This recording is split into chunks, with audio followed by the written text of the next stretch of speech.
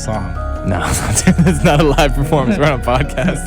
I need you to rap it for me real quick. Yeah. I can really put you on. YSL, Saint Laurent. I let you fuck on a star, but I'm gonna be gone by the morning. She wanna grab it, it's nothing when we out in public, we making these moves, yeah. Tell me she love me, that's funny, cause I cannot love her, cause she for the crew, yeah. I can really put you on. She really for the crew, YSL, huh? Saint Laurent. I let you fuck on a star, but I'm gonna be gone by the morning. Yeah. Welcome to Brothers in the Deep End Season 2 with my brother Casey as usual. Yo. We got a special guy here, man. Someone that astonished me, surprised me, called me out to win with what he's doing. We got George, the artist now. Say your name. What's good, man? I'm GK. That is my artist name. Oh, that was tough. Nice to be here. GK, you know what I'm saying? But George, me and George, we went to the same high school, went to Fort Hamilton.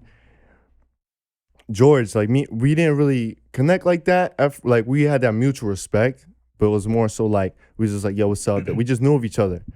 But I always had that respect for George because he's younger than me. He was you know, I was the older head, he was the younger head, but now it's the same pace. But he was doing his thing in basketball, and I was doing my thing in football. And like when anyone that's playing sports, especially like student athlete in high school, you just build that bond. You have that respect for one another. And like I heard of him, he was doing this thing with basketball. I mean, like, you know that movie White Man Can't Jump? Well, he was that white boy that was doing his thing on the court. Much respect to him. Like if I was playing basketball, I'll be George. Like that, you know, I'll be nice. I'm the dad, bro. But George was doing his thing, and you know, we just had, like I said, that mutual respect for one another. And like, you know, in high school, that age barrier, you don't get to speak to the younger cats like that. It's just like, you just hear it from other people. And over time, I would just see George here and there, randomly sometimes. I think I saw you at Badass Academy. Yeah. One time he was working at Badass Academy, and I used to work at Badass Academy. That was my first job. Shout out Badass Academy. Thank you for letting me have my first job. Dope and give me an experience. Dope ass spot. And then I linked George there. And this was way after high school. And mind you, we didn't really talk like that. I was like, yo, what's up? Da-da-da-da-da. Then recently, I go on my phone. Like I was watching his journey. He was playing basketball at Hunter College. Yep. He's playing basketball at Hunter College. I see his highlight. I'm like, damn, he's dunking. Damn, he got hops. Damn, he's doing his thing with Melvin. That's your boy, Melvin. And Melvin was posting you, so that's how I stay in touch. And then recently now I see on Instagram and I see him doing music. I'm like, I can put you on. YSL, Saint Laurent. And I'm just like, oh shit, like he's really in art, like he's really taking this shit serious. Cause it wasn't like he put out Draga. Draga means trash. Trash, bro, yeah. He was putting out like quality stuff. And for someone to catch, I'm not trying to brag, but for someone to catch my ear, like I'm really in tune, like I'm really a fan of hip hop rap. And for someone to catch my ear like that, especially up here, because I critic hard on rap. I critic Casey on it heavy. I'm like, I'm a hard He's always critic. down my throat on this shit all the time, bro. Always, yeah. because I'm a hard fan. I was just Pause.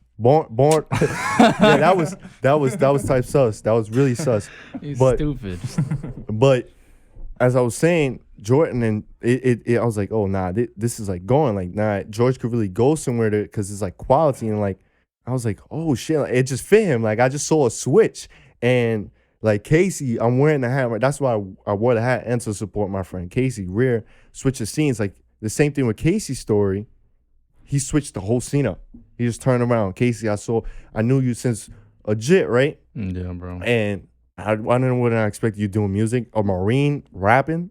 What? Like when the fuck you ever And get then that? everyone automatically assumes like I'm rapping about like the Marine Corps and like they think the music's Yeah. whack and it's just like Or nah, it's not really like that, bro. Or on other hands, it's like, oh shit, he's pretty good because you was pretty good, or he sucks. And it's now with George, it was like that same shit. I'm just like, nah, I gotta bring him on the podcast, and I gotta pick his brain about this shit because I have to find out how the fuck he did a rare, and you know this.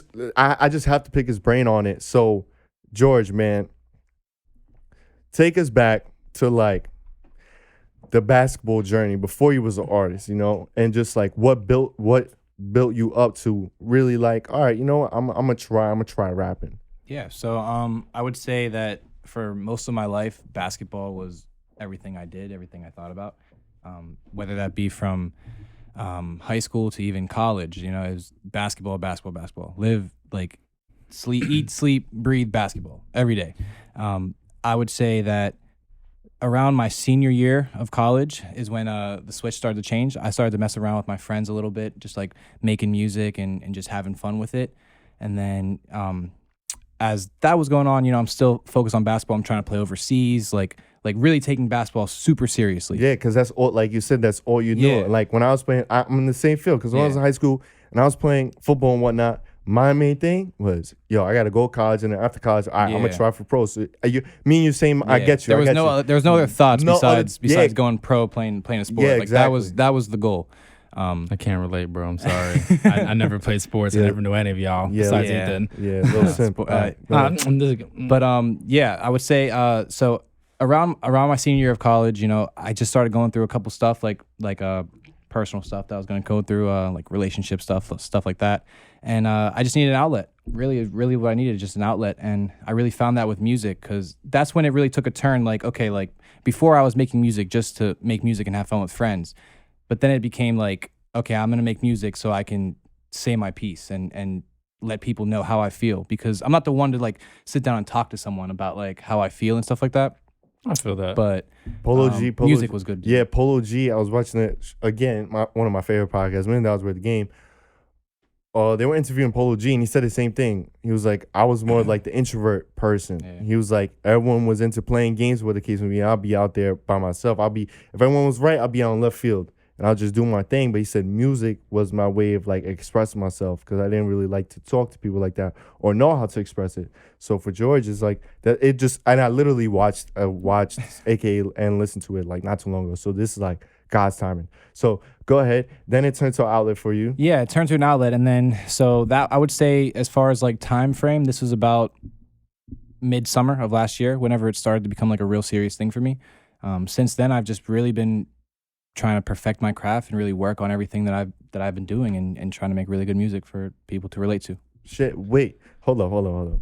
You said you was just fucking around, like, you know, you was just fucking around, like, you was just like, it's like me. It's like, oh, I'm just fucking around playing video games. Like, it was just something on your leisure time. It was like, yeah, I'm just, all right, yo, like, who brought it up to say, yo, George, like, let's go to the studio. Let's just make a track. Fuck it. Yeah, so I'll give you my first studio time ever. Like, how the fuck it went down? I'm about to relate to this right after you're done. Like, how the fuck it goes down? Like, yeah, I'm just fucking around the studio. Nah, like, I want to hear, like, what brought it to that. So, you know Melvin, right? Of course. Yeah. Shout out Melvin. By face. I know him by face. I've never, like. Yeah. So it was me and Melvin, and then my other boy from college, who you guys do not know. His name's Gio. Shout out Gio. We were just in our dorms, because we all lived together at the dorms. One night we're just like, fuck it, like, let's just make a song tonight. Like, and I think it was Gio that had brought the idea up first. And so we're in the room. This is on like a MacBook with like Apple headphones. Like, I'm talking like seriously just fucking around. The basement, the literally basement shit right there. Like some shit I did as a kid. Yeah, literally. So we did that, and like, it was kind of fun. Like, it was the process of making the song was fun. Like, that was really fun, and we all really liked it. So we were like, you know what? Like, let's take it to the next level. Like, let's go record a song at a professional studio. So we did that, and then from that point on, I think it kind of grew on me a lot more than, like, let's say like Melvin or Gio. I think that's kind of like inside I was feeling like, okay, like, I think I can like really like do this, like go far and like try and go far in music and really like love it. So after that, I started to go and like make songs myself after that. But yeah, they were definitely the ones that like sparked the interest. So I was gonna say, like, so how was like your first song? Like, how to sound? Oh, it was horrible. When I listened back, it was terrible. It's terrible. Yeah, it's terrible. No, so like I could personally like relate to you. So like, you know, from artist to artist, like I understand exactly like where you came from. So like, it's even for me, like when I first started making music, I never took it like serious, right? And there's a guy in this room. His name is Josh too. You know, our guru. But he made a very good point. But like, as soon as shit really starts to like get serious and shit really starts moving, and you really see like people gravitating towards you, like that's when it's like, oh shit, like maybe now it's time for me to take this shit serious. But like, I agree with you, because originally for me it was very similar. I was kind of introverted. I never really spoke to people as much. I was always more to myself, and I really didn't actually like express my emotions as well to people. Though I was very outspoken, I always was that guy behind the room that kind of just observed everything from like a bigger picture. But like the same thing for me, like I started making music the same way you did, like in my boy's like living room. At the time, he's not my boy anymore, but like, you know, just it had its time. But like I never took it serious and I just did it for fun. And then like I said the same thing like you. I was like, fuck it, I'm gonna go to the studio. I'm gonna see how I sound. And don't get me wrong, I was pretty shitty too. I didn't not like the way my shit sounded back then. And You probably liked it at the time though, right? oh, absolutely. Yeah, like, you're like, yeah, oh, yeah. this shit is It's fire. And then you're showing everyone, and they're like, oh yeah, it's fire. And then they're like, yeah, you know, Yeah, you didn't have to lie to me, bro. No, Like, that's what anything new that you're starting, you know, you think like, oh shit, like I'm fucking nice at this. But it's really like you're really, really, really just getting started. You know, you just scrambled on the drawing board. You know, you're thinking you're Picasso, but you didn't really have no you didn't concept. scratch the surface yet with that. Or you're just drawing, you know, you're just drawing stick figures like, yo, I just did some art. But bro, come on now. So I was gonna say, like, even from like, so from my experience, like when you first started off, right? Like, did people take you serious? No.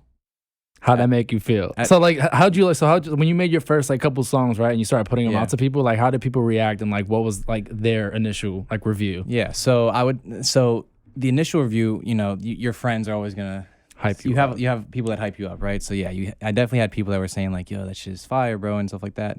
And some people maybe like genuinely liked it, but I could tell like the overall feeling, and it's because like, you know, it was something so new to me that like even listening back to it myself, I'm like, Damn. these songs that I'm making, I'm like, okay, these aren't real, these are just like funny. But yeah, it was like more so like a funny thing in the beginning, especially like when it was me, Melvin, and Gio. Like that was like 50-50 real and like 50-50 joke. Like it was like almost more a joke than like being like a real song that we were making. Whenever I started to make the songs by myself, that's kind of when it switched, I felt like. As far as like the population's view as well, like the public's view and stuff like that, I think that's when people started to take it a little more seriously. Like oh shit, like he's actually like, you know, doing a song and all this by himself. Like it's becoming a little bit more of a serious thing. I made like 3 songs, like singles by myself 2 years ago, and then I took a big break from it. Like I wasn't really doing anything. I was still focused on basketball and all that. And then last summer is when I really took it seriously myself. And I think that the public's view on that, on me being serious or not, bled over like me being serious about it. They started to realize that I was serious about it. You know what I'm saying? You perceived it out there. You put it out there. Yeah. So So, like, you were taking it serious. And go ahead, Gates. What was that pivot that made you switch and say, all right, now I'm gonna take this shit serious? I think it was the Good need question. to have an outlet. I really do. Like as simple as that answer is, I just literally the move to become serious for me was whenever I had things going on in my life that were tough to talk about, and I just needed a way to express it. And I literally found that with music, and I ran with it. It was really what it is. So since we're on Brothers in the Deep End right now, yeah, Brothers what's in the deep end. this deep experience that you went through that really pushed you and like forward to become the artist like you are now? So like your most recent song, you told us, you know, when we spoke to you, was like it's more of like your more uppity songs. Yeah. And it's more like a little higher pace, but it has a message behind it, right? Because you're spitting your pain on that track, you know? So like what's that pain that like made you like oomph, you know what I'm saying, that pushed you to become like this artist that like talks about how you feel now, you know what I'm saying? yeah. So You don't gotta mention names, you know what I'm saying?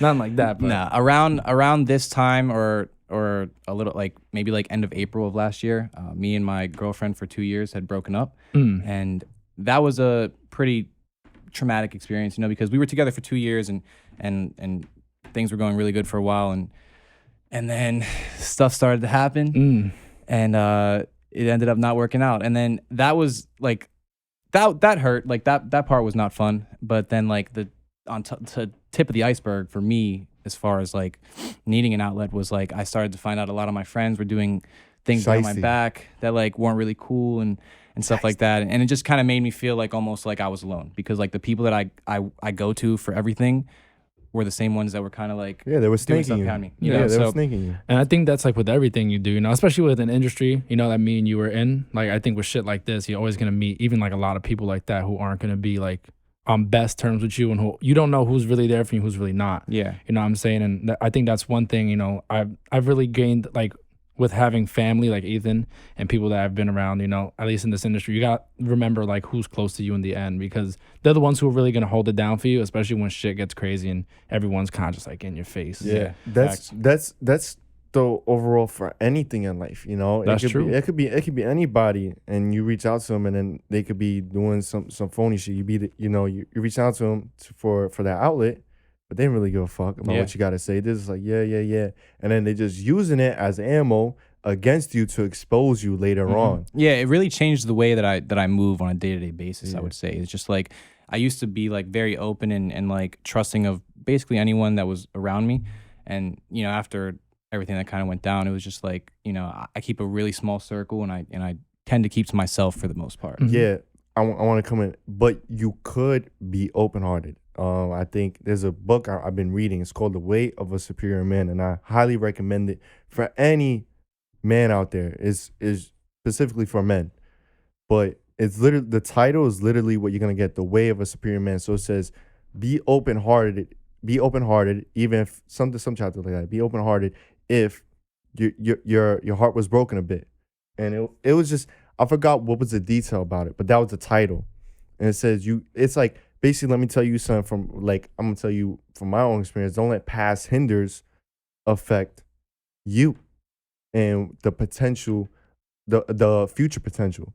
Yeah. Just learn how to be open-hearted. Of course, learn from it, but it's okay to be open-hearted. You know what I'm saying? But you just got to move a little bit more careful with your heart. That's all. Yeah, I was like, so I would say like, I just think as far as just giving my trust away is something that I used to do. Nah. I'm just more precautious when it comes to that. Of course, and, like, being careful with it. Be precautious, right? But again, be free in your mind. Be open and free, and don't let that lock you. You know, but of course, be cautious. Like, take certain shit with a grain of salt. Like, okay, you know, just go with the vibe.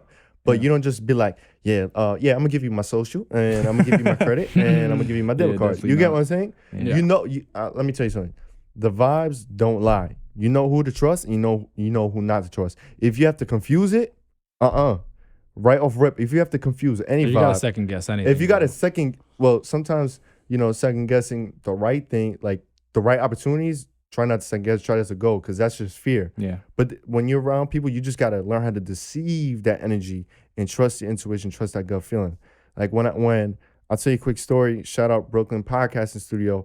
When I booked this session, I was a little like, I don't know about this guy Josh, because he's like, I'm gonna call you back, but I think he didn't call me back, so I had to call him. I was on top of him. I paid for the session. I'm trying to get this locked in. But when we had our conversation, it was like. I could just tell he was really trying to look out. And then when we met for our session and talked like first person, excuse me, I was like, nah, this dude's like really the guy. And I didn't even know him. And, I had one prior conversation, but it was like a mature, real conversation. Yeah. And ever since then, I've been here back to back. So, that's just my advice to you. How long was you dating that girl?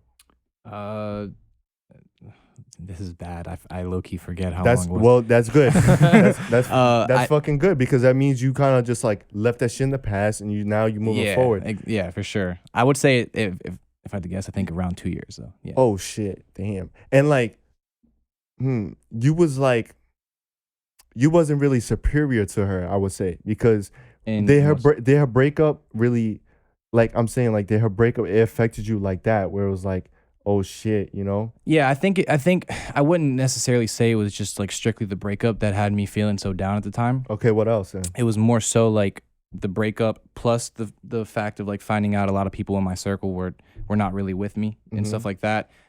It was just like a combination of all that stuff, and then I also had like some family stuff going on, just like with my stepfather and mom and shit like that. But so it was just a bunch of stuff that just kind of had me feeling like I needed a way to let shit out, because it was just building up so much that like I couldn't let it build up anymore. Right. And damn, and yeah, not to get too deep on you. No. That's the whole purpose of this podcast, bro. You know what I'm saying? But everything, like I'm always mention everything truly happens for a reason, because if that didn't happen before, it wouldn't have propelled you for what you're doing now. It wouldn't have gave you that spark, that motivation, that fuel of what you needed for what you're doing right now. 100%. The music. Mm-hmm. So I was gonna say, was there any doubt when you started doing like the music thing? Like, were there any challenges that you had to face as an upcoming artist? Yes. So I mean, there's a lot of challenges. Oh to yeah, be no, honest, I'm gonna definitely relate to you right now. I can again. give you a couple. Yeah. No, for sure. So in the beginning, one thing that we already talked about was like the seriousness of it, like getting people to realize when you have this image, right? So like my image was a basketball player. You knew me as a basketball player. Most people that knew me as a Yeah, basketball that's player. the only thing. It's hard to do that change. It's hard bro. to change it and make people see you as an artist. But Warrior. yeah. So that was one of the issues. Another one was figuring out ways to get your music out there to people that you may not be following you and stuff like that. As you probably know, that there's a shit ton of these fake like streams and ways to get fake streams and stuff like that. And Absolutely. it's hard to like not fall into that trap whenever you first start off, because you have all these people like DMing you like, hey, like, Yep. we got, I'll give you 50,000 streams for $50. And you're like, as a person that has no idea about the industry, you're like, Oh, that sounds lit, bro. let's do it. Yeah. So that was something that was hard not to fall into. Thankfully, I did not. But it shows you that like you see like a lot of like Scamming, bro. yeah, it's a lot. So I was gonna say, like, so even for like my upcoming, like, same thing for me, man. Like when I first started making music, I feel like one of the hardest challenges was that I wasn't as educated back then in the music industry compared to where I am now. I was really naive. I was really, I'm not gonna lie, there were times where I took L's and I took like losses, bro, in terms of like money wise with people I didn't know. Some major artists, you know what I'm saying? Like some of them I didn't know who they were like that. They kind of moved a little weird and they kind of did scam me in the end. But I got mine, you know what I'm saying? Like I got my tracks with them at one point and it just took some time, you know what I'm saying? Yeah. Shit like that happens. And I understand exactly where you're coming from because I think a lot of people knew me as this kid in the military. So, you know what I'm saying? Like just like you were that basketball image, player. yeah. And then they're like, this kid's in the military, now he's a rapper. Like, I'm not gonna take this kid serious. Like, and it took me a really long time to understand like who are the people who really like fuck with your shit. And it's crazy because like, yeah, I do have like a dead fan base, but I think like it's crazy to see international people. I feel that's my biggest thing. Yeah. International people fuck with your shit more than people who you know fuck with your it's shit. crazy, yeah. And it's insane to see like that come up. So I was gonna say, so I listened to some of your songs and now I'm curious to know like who are your influences? My for your influences, 100% would be the Juice WRLDs of the world, like Juice WRLD, Kid Leroy, Post Malone. Those are the type of people that I really like to listen to. Even like as far as like rock music, like Nirvana, like bands like this, I also listen to, and I've been trying to tap into that genre a little bit too. I listen to a lot of music, man, but those would definitely be my greatest influences as far as the music I make. And you listen to them a lot? Yeah, a lot. I listen to my music a lot too now because That's like the best thing to do, bro. like we have a decent amount that are ready to go. So I've been listening to my music a lot recently. But yeah, those are the guys that I listen to. I was gonna say, growing up too, what did your family listen to in like terms of music that made you like all this thing? Because honestly, like you do hear some people like rock music, but like Nirvana's like I feel like it's very like everyone knows Nirvana, but like I'm curious to know like was it like that they were spitting like sass shit that made you like gravitate? It was loves the sad boy emotion, right? music. Yeah, it was the emotion. Like something that I hold close to me is the ability to display emotion in a song, right? Like there's a place and time for songs that are about like, stunning and stuff like that, but especially for the time and place where I was in life, like the emotional songs are what I gravitated towards because I related to them, So Yep, I was just about to say. So that's kind of where those influences came from. Now, as far as my parents, my dad was into like rap, like Biggie, Tupac, like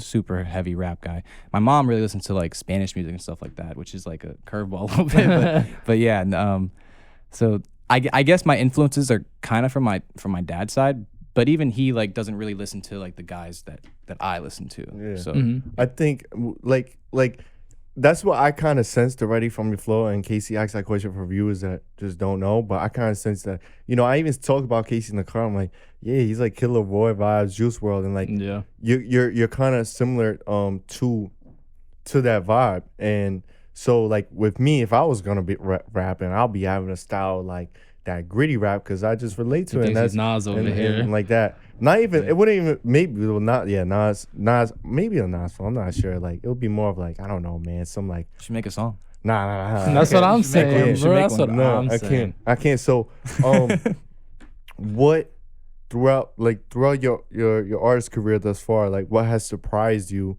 and what has surprised you, and what blessings have came into your life? what surprised me? Like, So, what was one of the biggest surprises? Like, wow, oh shit, like I met this person. Oh shit, I'm networking with this person. Oh, I'm in the room with this person. Oh shit, like, you know, what's fucking happening? Like, what was one of those moments that was like, oh shit? yeah, so I can give you a good moment for that. So I'm It sure gotta be a I'm good sure you one. can relate to this, like especially like in the beginning whenever you're trying to solidify a fan base and stuff like that. There's a lot of ups and downs you go through, right? So like there's times where you kind of like get down on yourself a little bit and stuff like that. And there was one night in particular where I was like, you know, it was late night and I was just thinking, I'm like, you know, like it's not going as fast as I want it to go. Like I'm not getting the traction at first. This is like really early on. And the next day I had gotten a text message, a DM from a kid that I went to high school with. Shout out Meech. And Shout out Meech. and he kind of told me that like his uncle at the time, who's my manager now, was really liking my music, and he was telling me like that his uncle's best friends with Fabio Foreign and stuff like that. So at first I was very cautious. I was like, nah, Yeah, this shit is 'cause cap. it's like, Like, I'm this shit sus. is cap. Because But- just like with anything, Among Us. Yeah. This is sus. But it ended up, you know, being the truth, and it was a big blessing, you know. When he actually had Fabio Foreign and Mano in a studio session, which was really cool. That was like a moment where I was like, wow, like, you know, things. So how'd that feel? It was Like scary. what was going It through was your scary. head? Like what was going through your head, bro? Like, It was scary because it was my first studio session with my manager in the room as well, and we were supposed to be there for like 3 hours, I think, and then I would say like an hour and a half into the session, my manager tells me he's like we're shutting the place down. We're gonna be here till like 3 a.m. And I'm like, all right, bet. Like this is my friend. Like I'm not gonna say no and not come. Like not stay. Like of course I'm down. And then he was like, and then they came like Fabio Foreign and Mano and them, and it was overwhelming at first because, you know, it was like holy shit, and I'm in the middle of like making a song with all these people that I just met for the first time, and I'm an introverted person, so like, you know, that was crazy, but it was like it was a good crazy, like it was like wow, like this is really cool. your you know? blood was flowing and all that. Yeah. Damn, that's wild. And wait, so this dude hits you up through DM, huh? And he met you through high school. Was you cool with him through high school? What was your connection with him? So I would say it's similar to like me and you, like we knew of each other and we were cool, but we never really hung out or talked that much. But yeah, it was like what is I'm slipping on the word, like not friend but acquaintance. Yep, there you go. Yeah, we were acquaintances. And then he put you onto his uncle, and his uncle now is your manager. Yeah. And then he just Shout out connected you. Josh. And then he just connected you with Favi, whatever, and Mano and them, right? Yeah.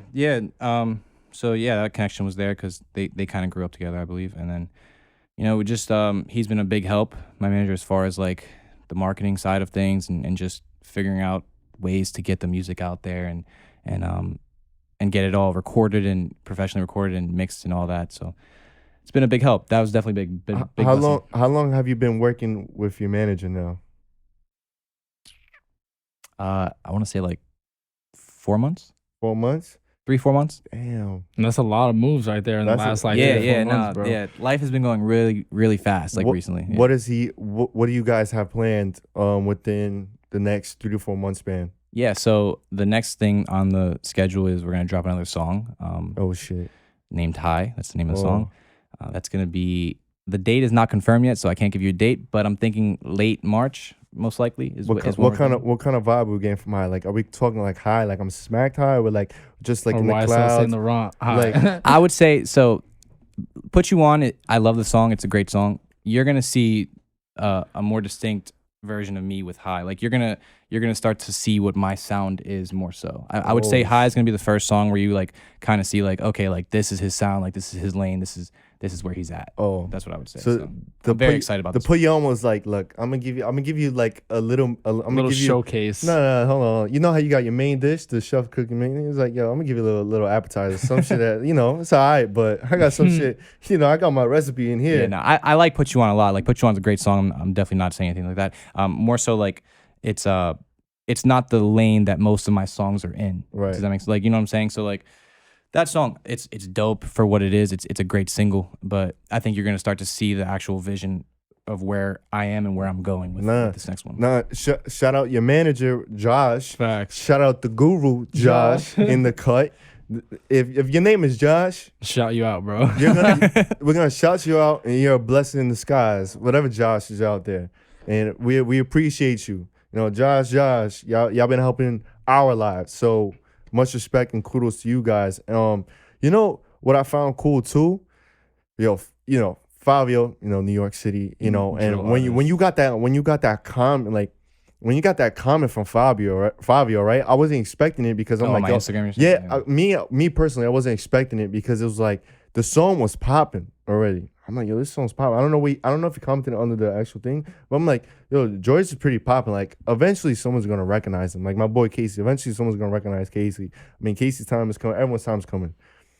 But when I saw Fabio commenting and shit, I'm like, nah, he about to have all 4 heads, 4 Hamilton, shout out 4 Hamilton heads.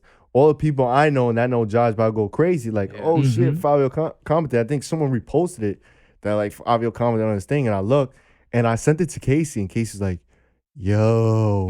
And I'm like, nah, like this is real. Like, he's like, this is real. He really getting noticed, especially from New York. When a New York artist really shows love to another New York artist, because they're always like kind of like there's so much competition. It's like so much. They're always like kind of like combating each other. Yeah. It's really just like who has the top title. And everyone wants that title, King of New York, bro. Everyone wants that title. It's been like that for a minute though. That New York, it's just like I don't know what it is with the New York hip hop culture. Like it's just gritty in the sense like people don't really help each other like that in New York. That's why I think that's why Atlanta always does so great because they all bring up each other. And honestly, like in New York City, like even now, like as an artist, I feel like a lot of people just always in competition with one another. 100%. Everyone wants to hate on one another. I'm like, well, why can't y'all just make money together? I have people that like will never repost my stuff. Absolutely, but watch your shit in a heartbeat. And then they'll hit up my manager to ask him to like work with them and stuff like that. Yeah, no, that's a dub, bro. That's a dub. But especially like, Fabio, like, your manager and what the case, that connection right there, man, that's big time. And you been hanging out with Fabi? No, not necessarily like hanging out or anything like that, but we've met a couple times. He's really cool. And did you? I hope you picked his brain. You picked his brain a bit.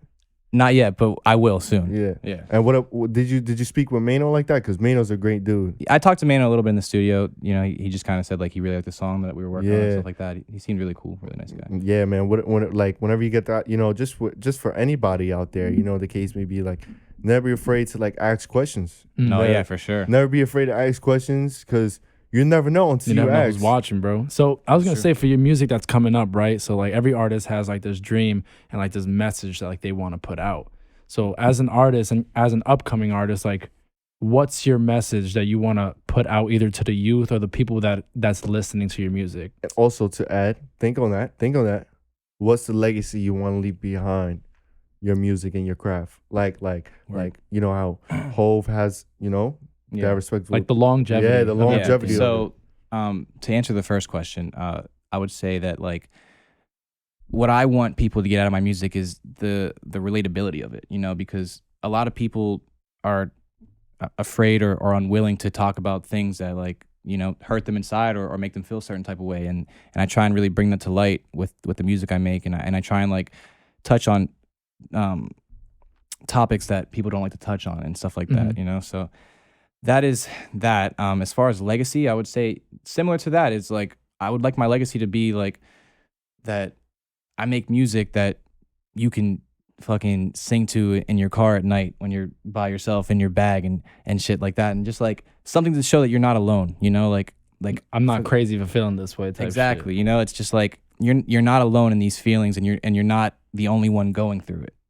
So it's a voice for people that don't have a voice. And I think that's what I really want to go with. That's fucking amazing, bro, because literally you summed up what this podcast is about. If I'm going to have to get the recording on that and just copy and paste into the bio because that's facts. I'm so serious because that's why I created Brothers in the Deep End. That's been my mission. I live in the now, but I also think for the future as well. And that's been my plan ever since I started. I'm not trying to do this for shits and giggles. Oh, haha, it's a podcast. Hopefully this podcast blows up where I have 30 fucking people in here, and it's like highly limited to get in here.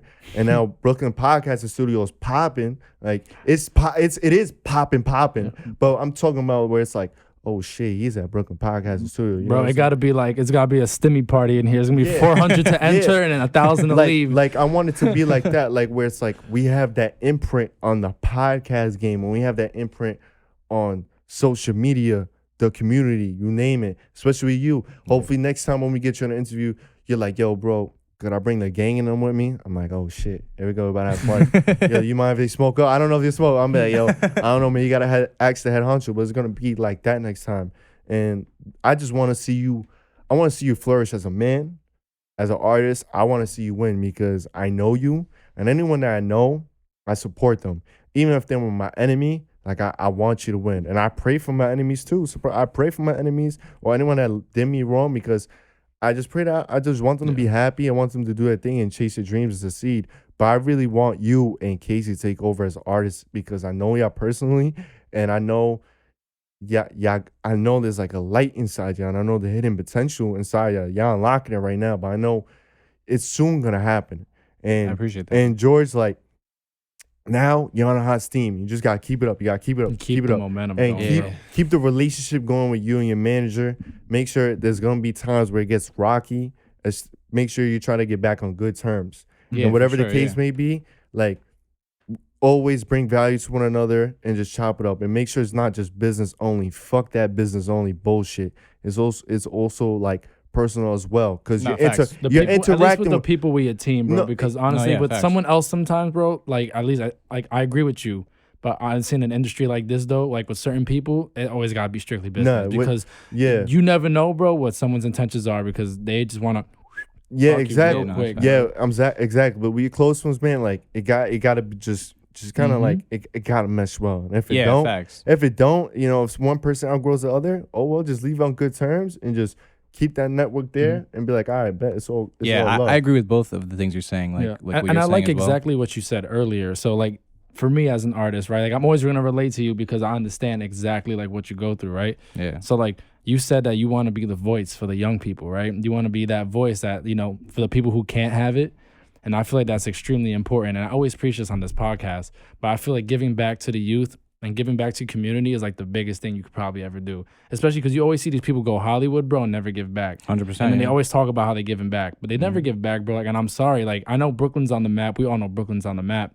But if I got like popping, right? Like I'm always gonna give back to my community because I'm sorry, but you don't see mad people come out of like Sunset Park, bro, or like Bay Ridge. Facts, you know what I'm facts, saying? And it's just like blah, blah, blah, all that stuff, right? But like that's like the biggest thing with me too. So I understand exactly where you're coming from. And like he's wearing my hat right now, rear, right? And it's the word veer. And veer means like a switch in scene or a switch in sudden direction really quick. And that's the way I wanted to take my music. And I'm glad to see that you're taking your music this way because I think it's important that people see a serious side of you. Yeah. Because it's crazy because you 1,000% just said it earlier. A lot of people always hit up your manager, right? To go want to do his collab type shit with you. But they're the same people, bro, who ain't supporting you, ain't sharing a single thing on your story. And I always say this because I always be posting something new every day. And Ethan's right. And he always, I got like 16,000 followers. I got that blue check. But that shit really don't mean nothing, bro. I said that shit really don't mean nothing because in the end of the day, it's the people who really support you and really rock with you are the ones who are going to stay there to the end.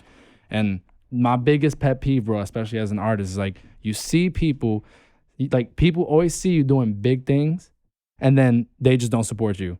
You know what I'm saying? They always watch from afar and then they think it's mad cool to support you when it's cool enough to support you because you're on the wave. And I can't stand that shit, bro. Yeah, they don't want to hop on the bandwagon until the bandwagon is taken off. I told Ethan this. So like a couple months ago, like I got verified on Instagram. Bro, I had people hit me up from like 5 to 6 years ago that I never even spoke to, bro. Came out the cracks of the wall and like, yo, how you doing? I'm like, don't hit me up now, bro. Just because I'm doing great and I'm doing big things with my team.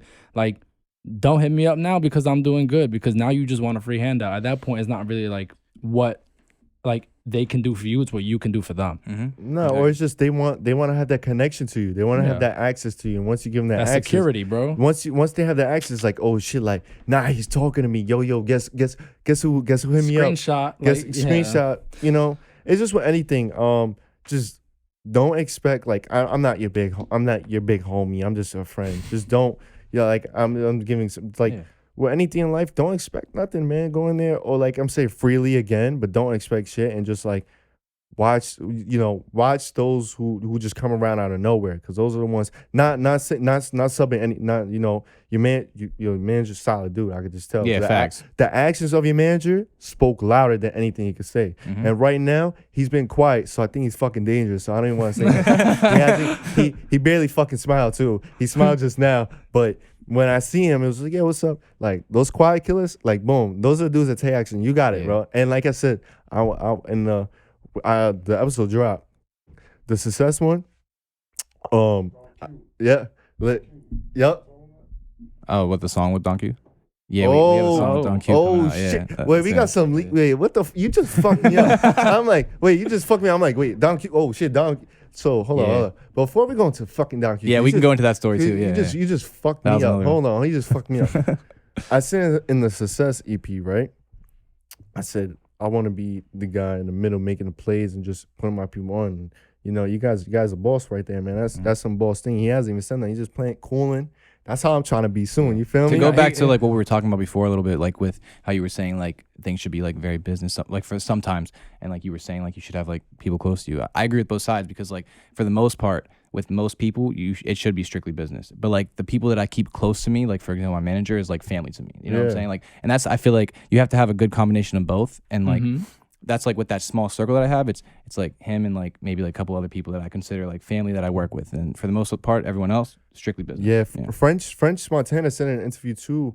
He said like, you know who to do certain shit with. Like, I don't know, like some of my boys, like we have a clique that we just go out and party with them, right? Yeah. But I don't bring them to the gym with me or to the podcast. I'll bring Casey with me to the podcast. That's my business partner with that. You know, it's just, you gotta take people for what they are. Yeah, facts. And so as I said that, bro, wait, you're gonna have Don Q. See, I like that type of rap. So you're gonna have that shit. I said Don Q. So you have to spit on a track like this, bro. So Don Q, you and Don Q collabing? We have a song. We recorded it. Oh shit! Oh, you heard it here. You heard it here. Damn, word. It's really cool. Yeah. What's the like timeline of it releasing?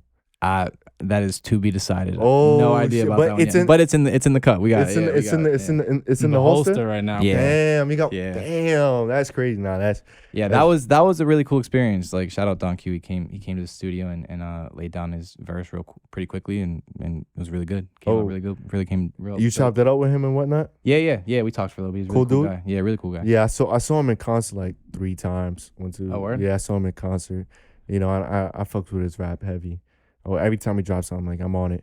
But you know, one of my guys that like Favi, I'm on it. Don Q, Davies heavy. Davies heavy. I'm on Davies heavy. It was really, that was like another moment that I had where I was like, wow, like, you know, things are like really starting to like move a little bit, because like, and it's crazy because you don't believe it, bro. Yeah, exactly, who right? knows? Yeah, exactly. And then that's that connection to Highbridge, and then who knows? I don't want to say nothing, but you never know, know. you Yeah, never you know. never know, Him and A Boogie together.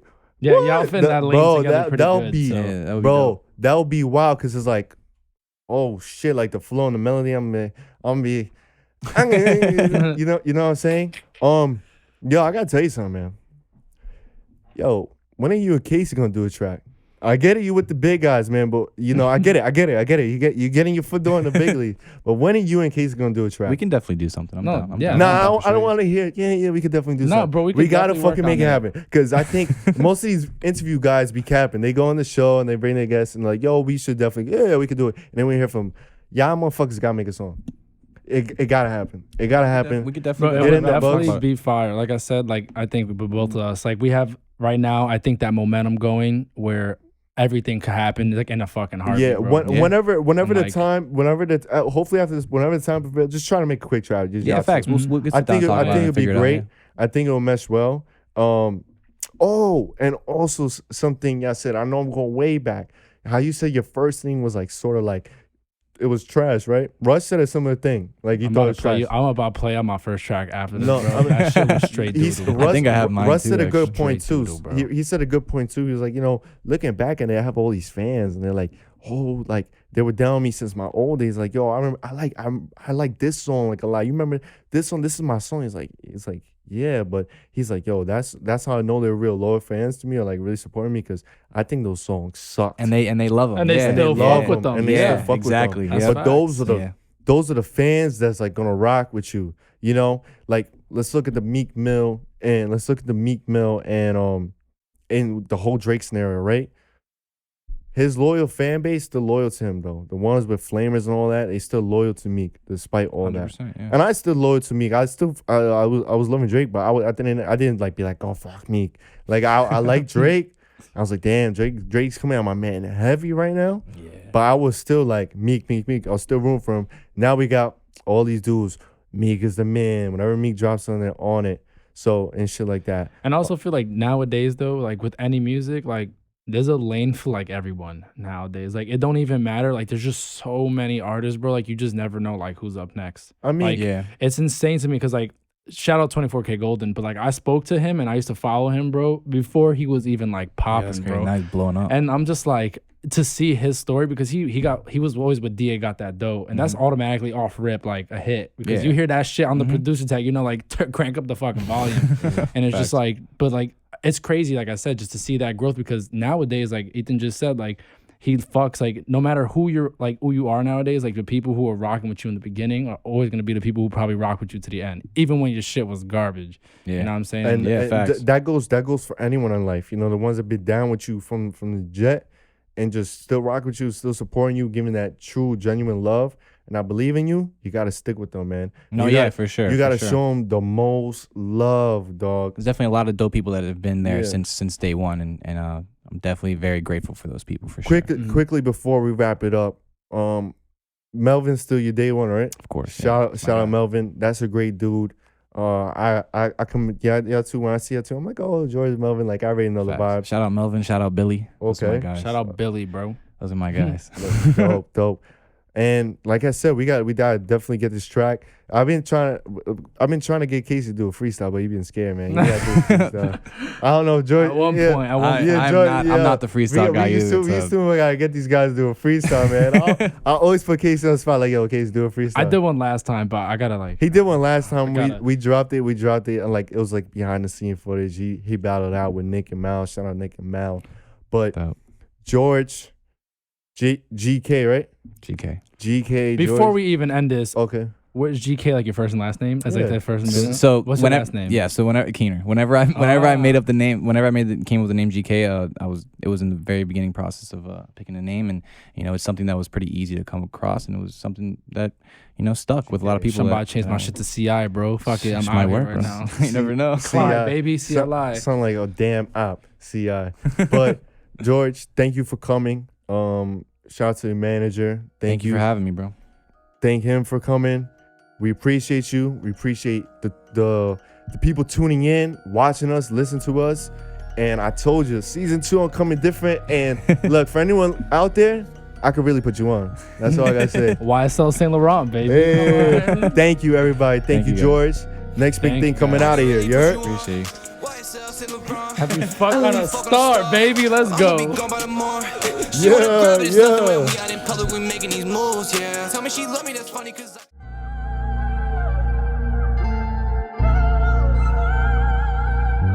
do or die, doors of suicide. Pull up to the spot, we going stupid, should be televised.